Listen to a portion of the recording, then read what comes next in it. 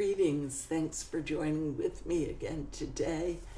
This day I want to talk in our spiritual growth discussion about meditation. Meditation is one of the mainstays of the mystical walk, one of the things that we do right from the beginning. Meditation, though, seems to come with some struggles, and sometimes we reach points where we think it's useless and isn't giving us any kind of result. And that is because oftentimes we don't know what the real purpose of meditation is. So I want to read you a quote from this book, New Seeds of Contemplation, written by Thomas Merton, perhaps the most well-known and famous 20th century American mystic and contemplative, a prolific writer, and I recommend all of his books and writings. So he says that meditation is a twofold discipline that has a twofold function. First, it's supposed to give you sufficient control over your mind and memory and will to enable you to recollect yourself and withdraw from exterior things and the business and activities and thoughts and concerns of the temporal existence. And this is the first purpose of meditation, to give us practice in controlling our thoughts. Our egoic mind that I've mentioned before is constantly thinking and seems to have a direction and a purpose of its own. And so that mind needs to be controlled along with our will, that being our desires, and our memories, that when we start to try to meditate, all of these things enter our universe, enter our thoughts. And so first and foremost, first it's supposed to give us control over these things, temporal things, temporary things, the things of our life situation, our anxieties, our worries, our irritations, even our happy expectations are temporary.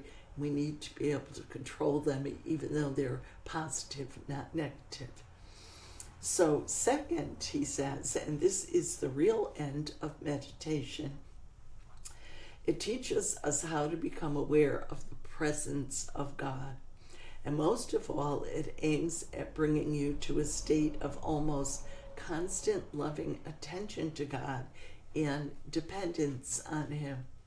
So the second and foremost purpose of meditation for someone on the devotional spiritual path is to become aware of God and be in a constant loving attention to God. Most of us are very divided. Sometimes, most of the time, we're paying attention to our temporal life, to the secular world, to things we have to do and things around us. And then occasionally, we usually in something like a worship service or a prayer time, we become aware of God. And this is, we want to combine the two so that even when we're doing our everyday life things, tasks, and responsibilities, that we have an awareness of God with us and our dependence on Him. So it's constant, it's not just a thought now and then.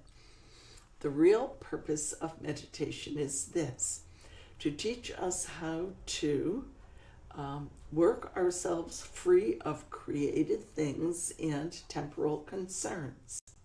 In these we find only confusion and sorrow, and then to enter into a conscious and loving contact with God in which we are disposed to receive from God the help we know we need so badly, and to pay to God the praise and honor and thanksgiving and love which it has now become our joy to give. So the second purpose of meditation is unity with God. And Jesus prayed for us that people would have unity with God, that they would know God and be in union with Him in the same way He was, as the fantastic example of union with the Father. So I hope this reading is helpful, and that if you are meditating and sometimes you have those days where you think, this just isn't working, remember the purpose.